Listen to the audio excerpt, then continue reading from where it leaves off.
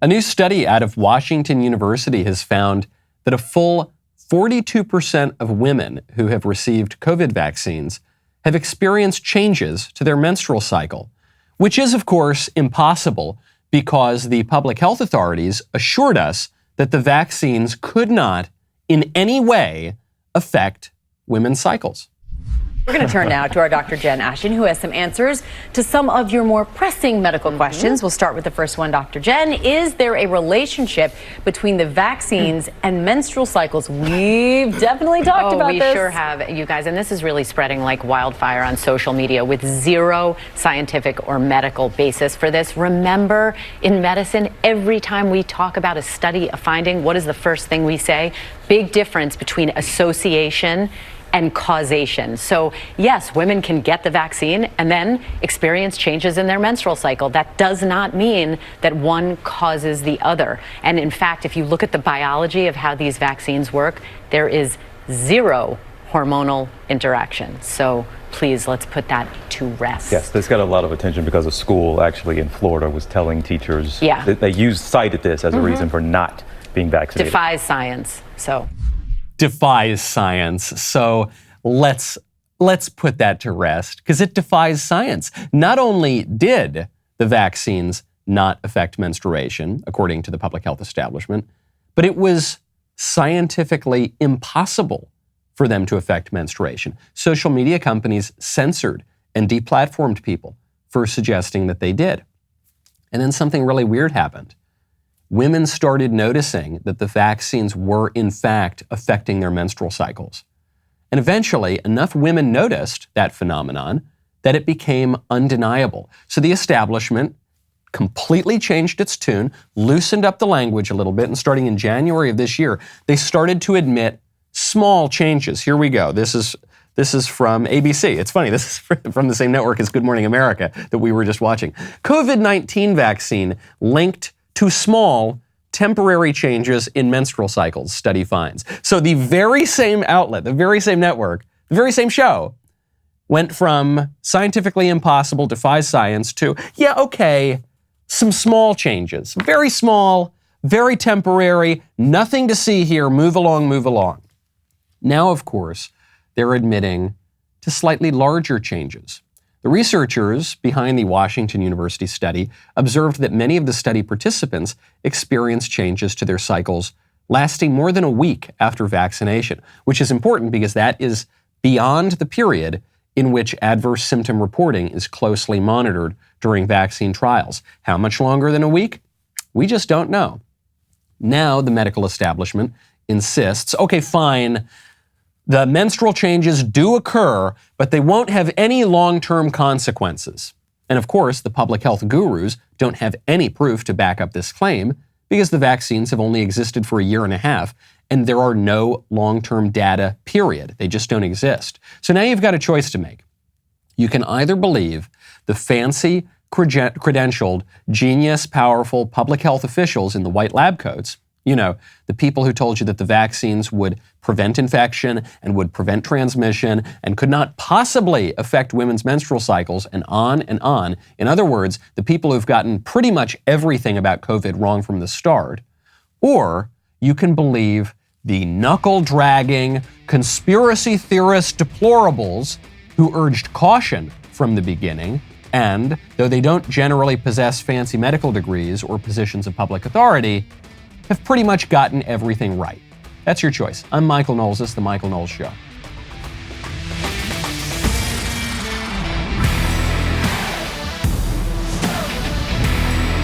Welcome back to the show. My favorite comment Friday is from Slim Jim 12, what a name, who says, speaking of child abuse, the CDC is definitely a top-tier Michael Knowles transition. Yes, thank you. I appreciate that. I'm sorry that is a top-tier transition, but that's what we've come to expect because nobody has any respect whatsoever anymore for the CDC and the rest of the public health authorities. It's very difficult. It makes us anxious to think about these people lying to us. So when I want to try to get some sleep at night, you know what I need? I need my Helix mattress. Right now, go to helixsleep.com/Knowles. I have had my Helix mattress for a little under a year and a half, and I absolutely Love it. I adore it. One, it's super easy to unbox. They bring it right to your house. Boom, boom, boom. It opens up super easy. You sleep like never before. It's just so wonderful, tailored exactly to your sleep preferences. The way they do that, they've got a quiz that takes 2 minutes to complete, matches your body type and sleep preferences to the perfect mattress for you. With Helix, you're getting a mattress that you know will be perfect for the way that you sleep. Everyone's unique. Helix knows that. They have several different mattress models to choose from. Soft, medium, and firm mattresses. Mattress is great for cooling you down if you sleep hot. Mattress is great for spinal alignment to prevent morning aches and pains. I just love it. Absolutely cannot recommend these guys enough. You do not need to go to the mattress store ever again. Go to helixsleep.com/Knowles. Take their 2-minute sleep quiz. They will match you to a customized mattress, give you the best sleep of your life. They've got a 10-year warranty. You can try it out for 100 nights, risk-free. They'll even pick it up if you don't love it, but you will love it. For a limited time, get up to $350 off all mattress orders, plus 2 free pillows for our listeners. It's their best offer yet. Hurry over to helixsleep.com/Knowles. I have such little respect at this point for the public health establishment that if I were sick or a family member were sick and I were given 2 choices of doctors, let's say that the choice is between Dr. Harvard, Yale, Princeton, Dr. Harvard, Yale, Princeton with his stethoscope and his white lab coat, and Dr. Alex Jones, who is standing naked eating vitamin supplements with a tinfoil hat on. And those are my 2 choices. It's not even a question. It's not even a question. I go to Dr. Jones 10 times out of 10. Because legitimately, if you're comparing someone like Alex Jones, I mean, I use him because he's the most clear example of this. Someone derided as a crazy and a kook and deplatformed and everything for raising questions about what the establishment is saying with regard to COVID and all the rest of it. You know, you look at that guy and then you look at Dr. Fauci. Fauci has a way worse record. Okay, it's all of them. It's the whole public health establishment. Why? Why do you think people might be losing some faith in the public health establishment? One picture tells you the whole story. This is a picture from over the weekend. This is a picture of Dr. Richard Levine, who calls himself Rachel, and Sam Brinton. These are 2 dudes showing up to a party at the French ambassador's residence. Richard Levine is the Assistant Secretary of Health. Sam Brinton is in charge of nuclear materials at the Department of Energy. And both of these men showed up wearing dresses and women's shoes. And then they took a photo together. Sam Brinton posts, week 4 on the job, champagne and celebration with the French ambassador in his residence for Bastille Day. Also, amazing opportunity to connect with one of the only other transgender government officials, Admiral Levine. Not going to lie, it felt great to commiserate with a fellow trans person facing the hate. I don't know that they get hate. I don't think that Levine and Brinton get hate. They do get criticism, legitimate criticism, which is, hey, you're men, you shouldn't dress up like women. Hey, you're men, you shouldn't pretend to be women. Hey, Admiral Levine, Dr. Levine, you shouldn't be promoting the use of puberty blockers and cross-sex hormones and mutilation surgeries for tiny little kids. That's very abusive and wrong. It's criticism. It's not hate, though. It's legitimate criticism because they're doing bad things and they're doing wrong things. And in the case of Sam Brinton, he has not just committed private sexual sins that got out, he has made a big show of his sexual degeneracy. He's apparently a puppy fetishist, which I apparently is different than bestiality, but it's where he and his homosexual lover dress up like dogs and then do all sorts of strange things in leather and whatever it is. It's not like this is some private sin and scandal that was uncovered. He gives lectures about this. He goes around and parades these kinds of behaviors in public. And the consequence of that is that these guys are a national embarrassment. It is embarrassing. These guys are representing the United States. They are a public face of our country, and they're doing things that are shameful and embarrassing.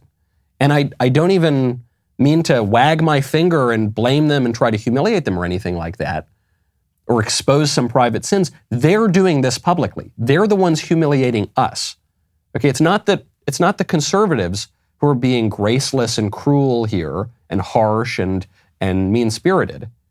we would be more than happy to live and let live, and whatever, if they want to do weird puppy stuff in the bedroom and don't tell anybody about it, I guess that's not our business. We're not going to find out about it. But when you parade all of this stuff in public, and then when you take it even further, like Richard Levine does, and says that my own disorders and perversions I'm now going to foist on little kids and advocate transing the kids, well, that's a big problem. That's a national embarrassment. It's a national scandal, and we don't want it. And I know that I think probably the vast majority of America feels this way. When they see this as the public face of America, they feel humiliated and ashamed. The rest of the world is laughing at us, but a lot of people don't feel that they ought to express that legitimate sentiment, because they feel that it's phobic or mean or something. It's not. There's nothing phobic about that.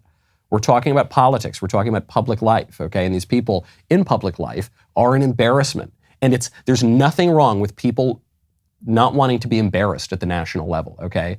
There's absolutely nothing wrong or phobic or irrational with saying, hey, fellas, you're clearly going through something right now, and so you need to go deal with your own problems, and then if you want to come back into public life, maybe you can, but you've got to make a choice. You can either engage in very degrading actions that are humiliating and for whatever reason they get your rocks off, or you can suppress those degrading and debasing behaviors and be a public face for the United States. But you can't do both. You've got to choose. We, as Americans, have a right to some national honor. We have a right to some national dignity. We have a right to some integrity from our public health officials. And if we're not going to get that, the criticism is totally legitimate. It's not hate. It's not mean. I don't think any one of us wishes these people ill or harbors some deep-seated hatred for them. We just want our public officials to make us proud, to make us stand a little straighter, to look at them and say, yes, I'm glad those guys are representing us. And it's not just Sam Brinton and it's not just Richard Levine. The problem of national embarrassments representing us goes all the way up to the top. And the guy at the top, one of the big problems with him is that he's extremely old. And when you get old, you get close to shaking off this mortal coil. And when you do that, you want to make sure you have a will. That's why you got to go check out Epic Will. Right now, head on over to epicwill.com, use code Knowles, because you will die. I have news for you, my friend. You will die. Do you go skydiving? You will die. Do you breathe oxygen? You will die. No one here gets out alive. Not in this world, my friends. So you need to have a will, okay? A will is not about you. It's about your loved ones. It's about the really difficult decisions they will face if something happens to you. When something happens to you. Do yourself a favor, do your family a favor, make those decisions now so that they don't have to face them later without you. Epic Will makes it so easy to get your affairs in order. I just finished up my will about a month or so ago. Epic Will is taking care of a ton of people here at the Daily Wire. Go to epicwill.com, use promo code Knowles, Knowles, save 10% on Epic Will's complete package. Right now, you can get a will in as little as 5 minutes. Super duper easy. Well worth the $119 to secure your family's future. Without a will, you might as well wrap up all your money and your assets and your kids. Hand them over to the state. Do not do that. You probably don't want that to happen. Right now, go to epicwill.com. Use code Knowles. Take you 5 minutes. Square away the rest of your life, and you can move on. epicwill.com, code Knowles. You want to talk about a national embarrassment? Joe Biden. Joe Biden is making his Beg for Oil tour around the Middle East. And Biden really irked a lot of people, not just on the right, but especially on the left at the end of last week, because he shows up to Saudi Arabia and basically just begs the crown prince for oil. The reason for this is that Joe Biden shut down new oil and gas production in the United States and shut down new oil pipelines, even though he gave the green light to an oil pipeline for Vladimir Putin. He's giving the green light. He's actually begging the Middle Eastern oil states to produce more oil, but he's just not producing American oil. I guess Saudi Arabian oil doesn't pollute the environment in the way that American oil does. It doesn't make sense to me, but that must be the premise here. I don't know why it's okay for Saudi Arabia to produce oil and profit from that, but it's not okay for Americans to do the very same. So he's going around, he's begging people to get more oil. And the thing that really irked the left was he goes to Saudi Arabia and he gives a fist bump to the Saudi crown prince, Mohammed bin Salman. Now, this is embarrassing. It gets to this issue of national dignity. I want my leaders to not behave like teenagers. It'd be nice. Handshake would be good, sturdy handshake, but okay, he gives the fist bump, fine, whatever. The reason the libs are upset by the fist bump is that for the past 3-4 years or longer, they have been painting Mohammed bin Salman as the worst, terrible, murderous, monster, barbarian in the entire world. And the reason they've done that, or the reason that they've been able to make this argument, is because the head of Saudi Arabia, Mohammed bin Salman, assassinated that disinterested symbol of journalism, Jamal Khashoggi. Do you remember Jamal Khashoggi? Jamal Khashoggi, maybe you don't remember it. I mean, the news cycles move so fast now. Jamal Khashoggi, here is the story that was presented about Jamal Khashoggi.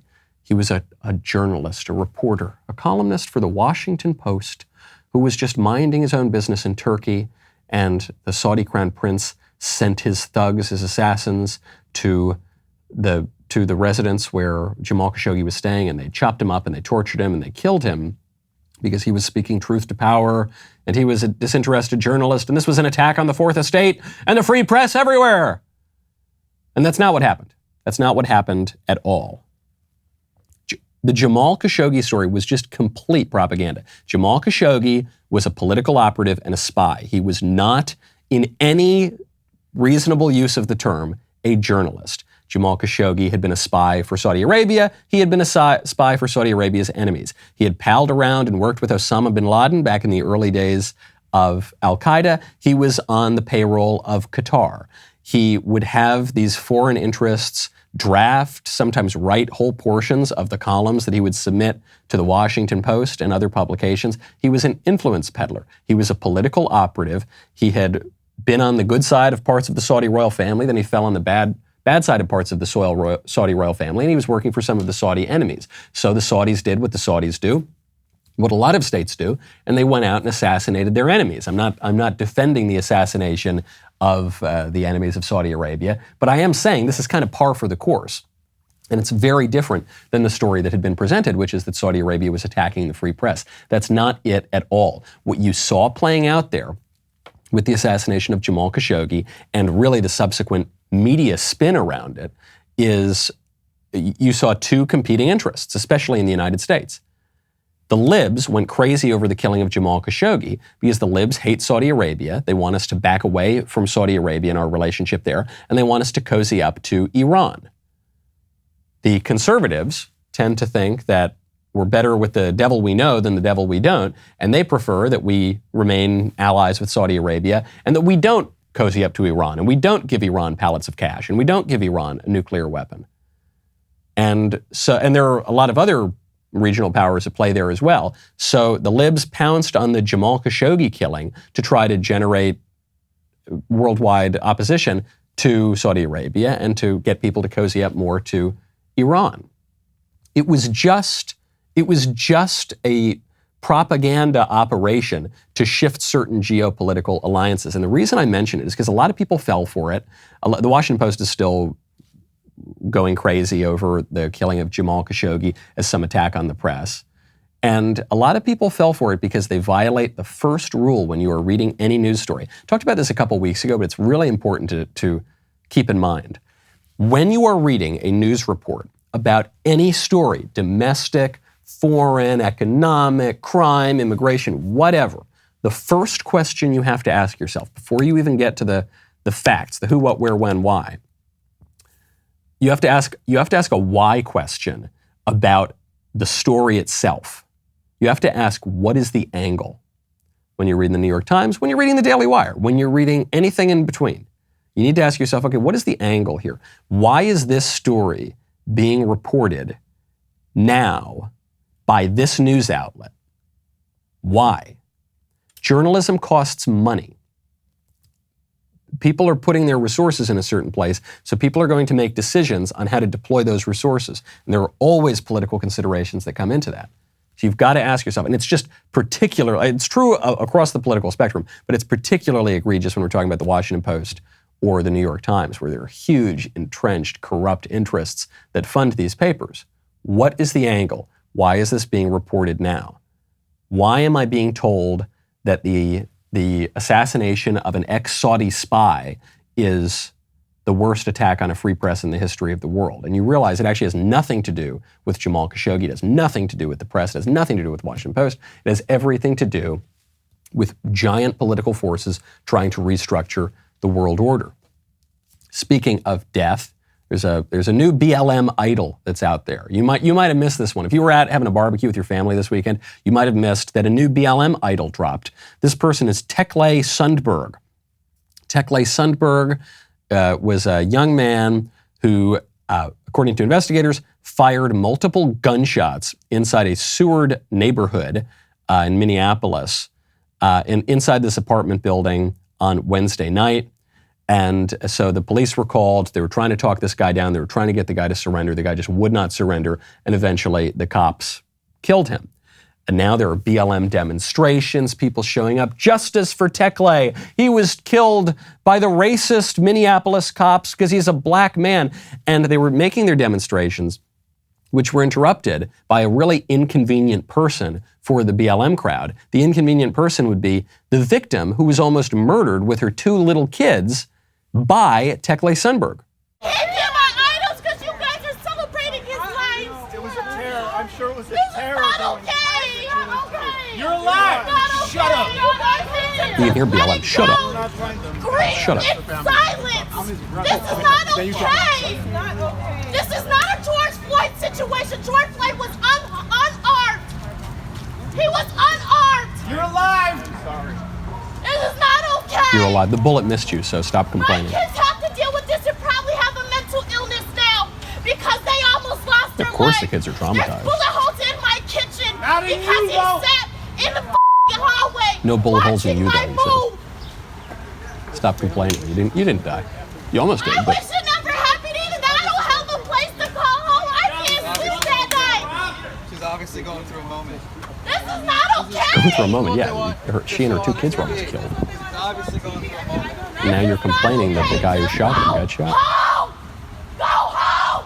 Because none of you guys knocked on that man's door to check his health. Shut up. He come to my house. Shut up. Shut up. You guys did not come. He did not. You guys did not come and visit them. This is not the time. This is not the time or the place. It wasn't. It don't matter. It don't matter. Get away from me. Now this woman is. Wait, no, 'cause you think it's okay. This woman comes up, gets in. My kid's in the car. My kid's in the car. My black kid is in the car. He tried to kill me in front of my kids. He tried to kill Imagine me in you're a front mother. of my kids. And you say, I mean, you totally feel for this woman. She's saying, this guy tried to kill me and my children, but me in front of my kids or my children in front of me or all of us at once. And you are all crying because this guy was taken out by police before he could successfully kill me and my children. And now you're really upset that he wasn't allowed to keep shooting. Do you see how that's kind of offensive to me? And BLM doesn't care. You heard the protesters out there say, shut up, you're fine. There's bullet holes in my wall. Yeah, there's not bullet holes in you. Shut up. It's not about you. It's about our narrative. According to our narrative, this guy who was shooting you through your walls and almost killed your kids, he was a poor, innocent victim. He was probably unarmed. I don't know where those bullets came from. And you need to shut up and stop contradicting our narrative or else. If you ever thought to yourself, I'll bet working at the Daily Wire is a fantastic experience. You're insane. What are you talking about? No, I'm joking. You're in luck. We are growing. We are hiring. Legitimately, I walk around this place. I've always prided myself on being pals with most people around the Daily Wire. You know, I've been here since pretty much the very beginning of the company. We're hiring so many people. I look every 2 hours. I say, when did you get here? Oh, you got here 20 minutes ago. Okay, all right, nice to meet you. You might be the next person to join us. We are expanding our in-house ad sales team. There were several new open positions, including digital sales representative, senior ad operations manager, and client success manager.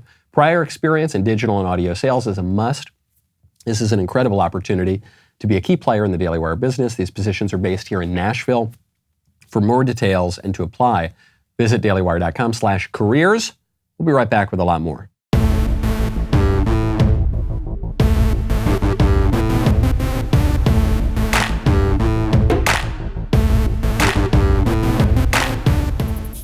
What's most interesting about the Tekle Sundberg story, which is he's the newest BLM idol in Minneapolis, which is epicenter for BLM.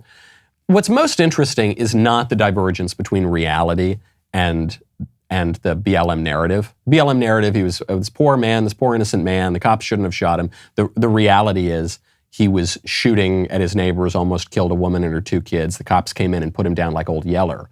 And they even gave him a long time to surrender, but he had to be put down. He was put down. The cops did the right thing. Okay, easy enough. What's most interesting to me is not that BLM lies. BLM always lies. What's interesting to me is when that woman who was almost killed with her kids by Tekle Sundberg, when she was justifying her anger at the demonstrators, when she was trying to persuade them not to protest the cops for saving her life and her kids' lives, she had to justify it on racial lines.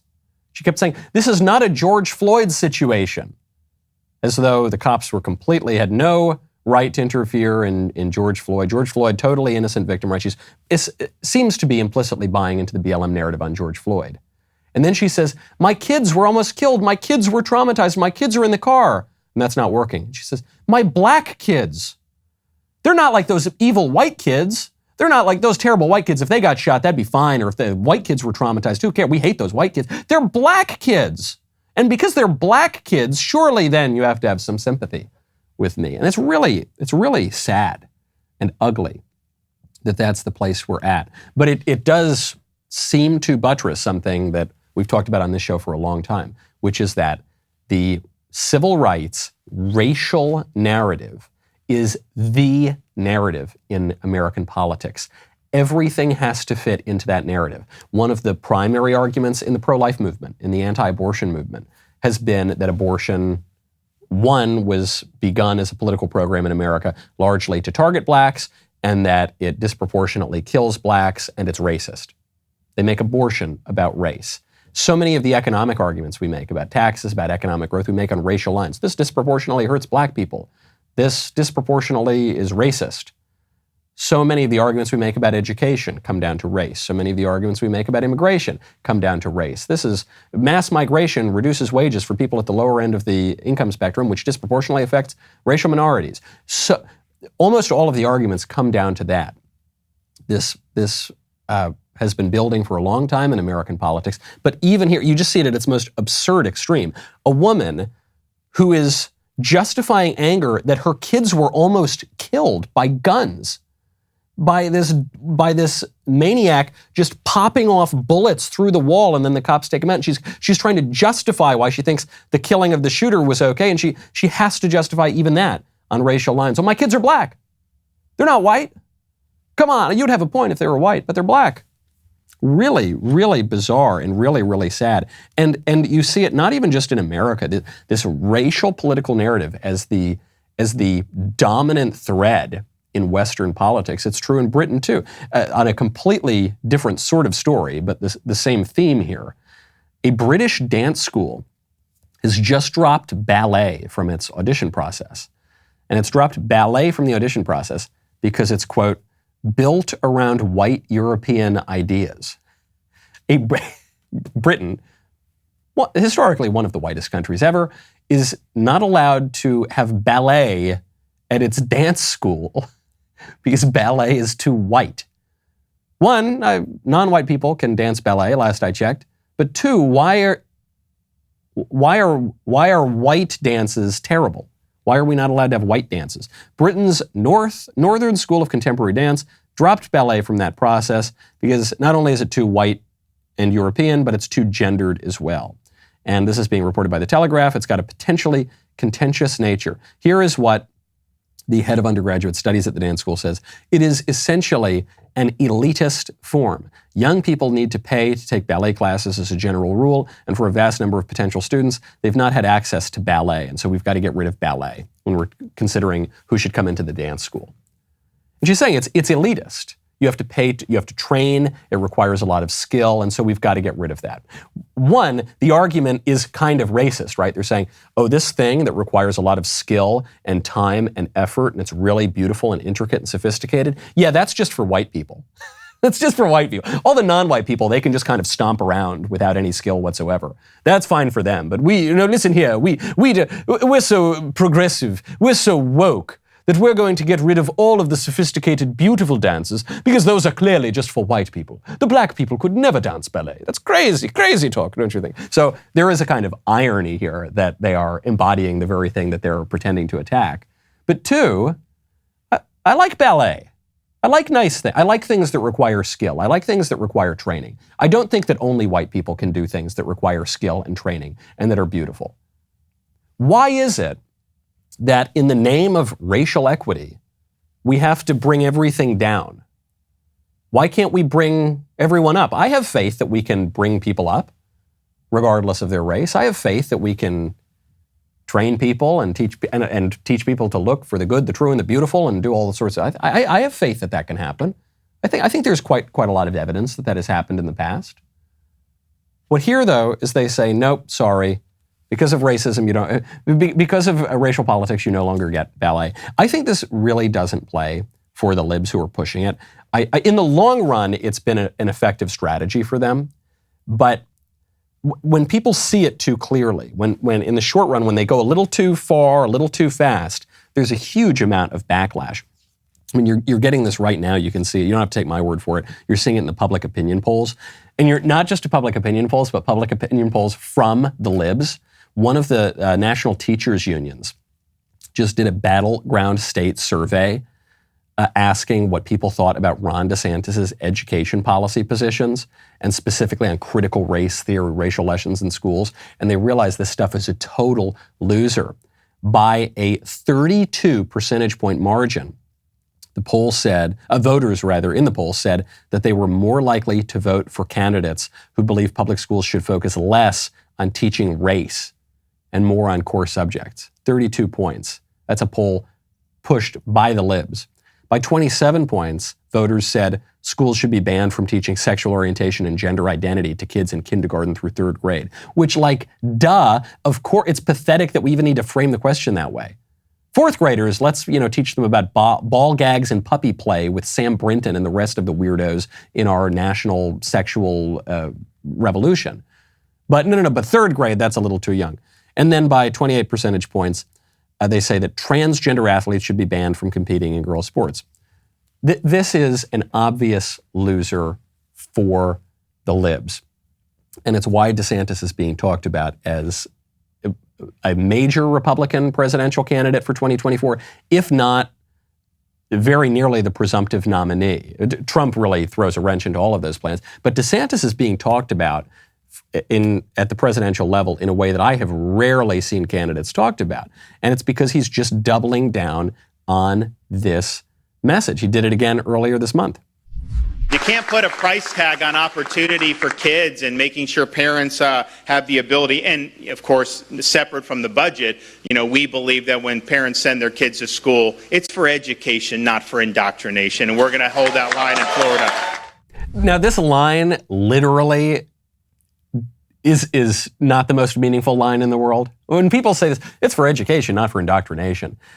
They're really saying, we support my kind of education, not their kind of education. Education and indoctrination mean essentially the same thing.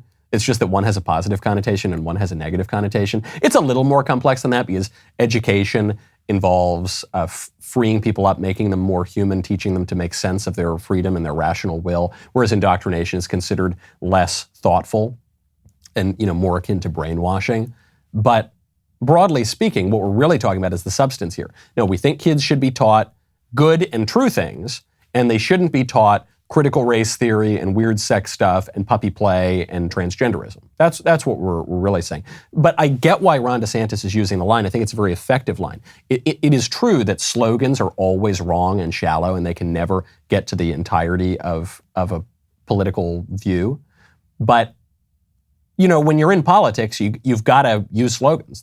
Politics is made of slogans. And Ron DeSantis has hit on a good one. And when you look at what that means in practice for Ron DeSantis, he's done an excellent job on the issue, and the libs are losing on that issue. Speaking of the sexual revolution, my friend, my favorite taco, Senator Ted Cruz, got in big trouble over the weekend. And it was actually on my show with Senator Cruz, Verdict, but it was on a little bonus content. We have our friend Liz Wheeler come in and do some bonus content for the super duper inner circle subscribe to the Verdict Plus community type crowd. And so they did a bonus video, and Liz asked Senator Cruz about the Obergefell decision, which redefined marriage. And Senator Cruz made what I thought was a perfectly ordinary, unsurprising observation about that, and the libs lost their minds.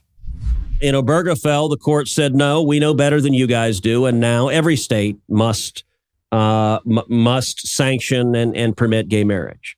I think that decision was clearly wrong when it was decided. It was the court overreaching. Of course. This is obviously true. He's saying that the court's decision in Obergefell was wrong. And the libs lose it. They start tweeting about it. They start big headlines everywhere. Oh my gosh, Ted Cruz opposes the Obergefell decision. Of course that is the conservative position. The conservative believes that the thing that everyone believed until 7 years ago is still true, and doesn't believe the wild, radical redefinition and innovation that took place 7 years ago because Anthony Kennedy wanted to write romantic poetry on the Supreme Court. Oh my gosh, shocking. Can you believe that? The libs really have no idea what we believe. Of course Obergefell was wrongly decided. Of course there is no constitutional right to gay marriage. Let's say you support redefining marriage. Let's say you support all, and you're even happy about the court decision. Do you really believe that gay marriage was hiding out in the Constitution through the end of the 19th century, through the end of the 18th century, through the entirety of the 19th century, through the entirety of the 20th century, and then only 15 years into the 21st century did we realize that it was there all along? You really believe that there was a definition of marriage in the Constitution that no one had seriously considered until like 5 minutes ago, that just happened to be there all the time? No, nobody believes that. Nobody believes that James Madison put gay marriage into the Constitution and it just lay dormant for 250 years. No, nobody believes that. What about the other decisions? If you guys are shocked, if you libs are shocked by what conservatives believe about Obergefell, just wait until you hear about what we think about other Supreme Court cases. Other Supreme Court cases like Lawrence v. Texas in 2003 finds a constitutional right to homosexual sodomy. You might like homosexual sodomy. You might think it's a perfectly fine thing to do. You might think that we ought to have a legal right to it. Do you really believe that right is in the Constitution? Show me the right to homosexual sodomy in the Constitution. You're not going to find it. And conservatives and honest liberals were united in that opinion until at the very least 2003, really much later than that. Go back a little further. The Griswold and Eisenstadt cases, those were the cases that found a constitutional right to condoms in the Constitution. Griswold was 1965, found a constitutional right to condoms, but only for married couples in the Constitution. And then 7 years later, 1972, you have the Eisenstadt case, which found a constitutional right to condoms for everybody, including unmarried couples. Maybe you like condoms. Maybe you think condoms are perfectly fine. Maybe you don't even like them for sex. You just like to use them to blow up and make balloon animals. I don't know. Whatever you think. Do you seriously believe that condoms are in the Constitution somewhere? Especially when you're talking about Griswold, where it was only condoms for married couples. Can you please point to me to the clause of the Constitution, which is the condoms but only for married couples clause of the Constitution? Where is that? Just show me that text wherever you can find that. And then explain to me how the Supreme Court took them 7 years, but then they discovered, no, it's actually not just, there's condoms for everybody, not just for married couples. Where is that clause in the Constitution? Not everything that people want is in the Constitution. Not everything that even some people think is right is in the Constitution. No, of course not. Of course there's no right to that. And some people, I'm so pleased to see that Senator Cruz said this, because it's just so obviously true. Of course, conservatives should oppose the Obergefell decision. I have liberal friends who oppose the Obergefell decision. I have gay friends who oppose the Obergefell decision. I have gay friends who get gay married, who nevertheless, because they're honest, believe that the Obergefell decision was ridiculous, because of course it was ridiculous. And some people, the one that drives me the craziest is some people try to get out of the question entirely. And you know what they say? They say, well, listen, when it comes to marriage, I just think government should get out of the marriage business entirely. And they say this as though this is some noble or clever third way on the issue. It's not. It's not. Government, quote unquote, government has always and everywhere regulated marriage in every single society ever. And the reason for that is that marriage is the fundamental political institution. It's not just a private institution, it's not just one person, it's multiple people, and it's the bedrock of all political society, which is why all governments, all political communities have had something to say about marriage, inevitably. When you hear people say, well, please stop asking my opinion on gay marriage. I just want to get government out of the marriage business entirely. That is not some noble or clever third way. That is a surrender. That is a surrender of the institution to the people and the radicals who want to redefine that institution. That's all that it is. You have to stand up for something. You have to have some vision of marriage. The government is going to say something about it. The only question that matters is not, will the government say something about it? It inevitably will. The only question that matters is, what is marriage? What is it? That was always the question. It wasn't, do we hate gay people? Should people have the right to get married? No, I believe that everyone has always had the right to get married. Because marriage necessarily involves someone from the opposite sex. The question that you have to ask is now, do you have the right to get married? The question you have to ask is, what is marriage? That's going to be the next DailyWire hit film. I got to go walk into Jeremy's office today and pitch that, because it's an important movie. We already did What is a Woman. Now I guess we have to do What is Marriage? That's the debate that should have been had. That's the debate that should be had right now. I think it was so great that Senator Cruz made this totally common sense point. I haven't even talked to him about this yet. Don't tell him I'm complimenting him, please. Listen, I don't want to make a habit out of this. But this was a really, really important thing. And watch the squishes now. The people who run away from this point, to me, they are not worth their salt as conservatives or Republicans. Someone asked, by the way, on this issue, okay, so even if people like condoms and even if people like gay stuff, and even if people like some legal recognition of gay unions or whatever, even if we can grant that none of that stuff is in the Constitution, all those cases were wrongly decided, what about Loving versus Virginia? Loving v. Virginia is the case that recognizes a constitutional right to interracial marriage. Why isn't that one going to disappear too? And in the Dobbs decision, Clarence Thomas, who is himself in an interracial marriage, said we need to revisit Griswold, we need to revisit Eisenstadt, we need to revisit Obergefell. But he left out Loving v. Virginia. So someone wrote into me and said, I'm in an interracial marriage. Why is this line of thinking not going to threaten my marriage? And it's because Loving v. Virginia is based on different constitutional principles than those other cases. All of those other cases rely on what's called substantive due process, which is a contradiction in terms. Due process is a process, it's a procedure. You commit a crime, then you're brought up, and you have your right to due process in the justice system. Substantive due process is this idea that you have certain rights to process that don't involve a process. And it's just a bunch of legal gobbledygook, made up legal gobbledygook that was mentioned a little bit in the early 20th century and really, really exploded in the middle to late 20th century when our legal system went kind of kooky with all of these cases. And they said, well, certain rights that you can't see anywhere and you can't find them in the Constitution, you've got them, they're in between the emanations and the penumbras, and those rights are going to include condoms and weird sex stuff and abortion and all the rest of it. Substantive due process is very silly, and Clarence Thomas made fun of it in his Dobbs concurrence. Loving v. Virginia is based on the Equal Protection Clause. It doesn't hinge on substantive due process. It hinges largely on the Equal Protection Clause. And also it observes, just as an historical matter, that prohibitions against interracial marriage, against miscegenation, come out of the institution of slavery. And you can see this in the law. You can see this in the earliest arguments and statutes prohibiting interracial marriage. So they come out of this issue of slavery. Slavery is abolished. That makes a very good historical case to abolish those kinds of arguments for anti-miscegenation laws as well.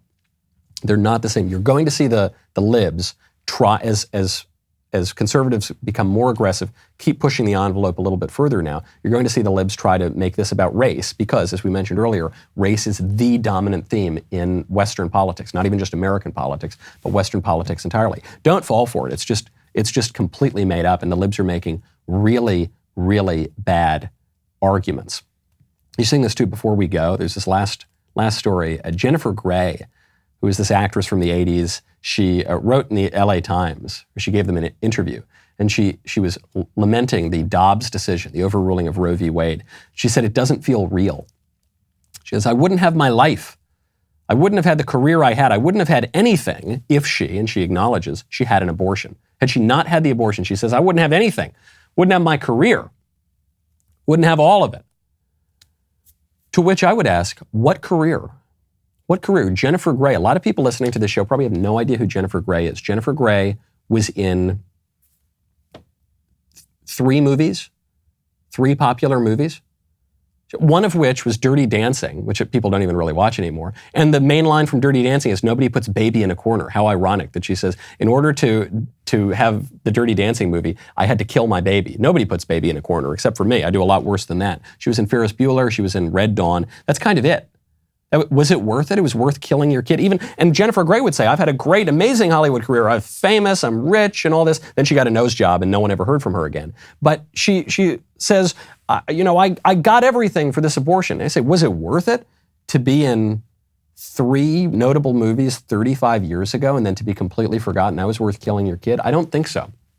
That seems like some pretty medical misinformation to me. We got at the top of the show, we were talking about all the lies that you've heard from the medical establishment. Well, how about this one? The lie that a baby's not a baby. A political medical establishment. Don't forget, public health is necessarily political. That's what the word public means. Public and political mean the same thing.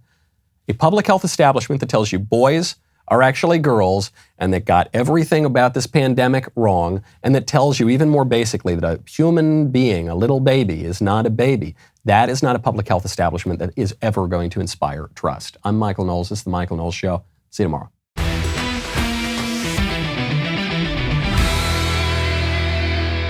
The Michael Knowles Show is produced by Ben Davies. Executive producer, Jeremy Boring. Supervising producer, Mathis Glover. Production manager, Pavel Vidovsky. Editor and associate producer, Danny D'Amico. Associate producer, Justine Turley. Audio mixer, Mike Coromina. And hair and makeup by Cherokee Hart. The Michael Knowles Show is a Daily Wire production. Copyright Daily Wire 2022.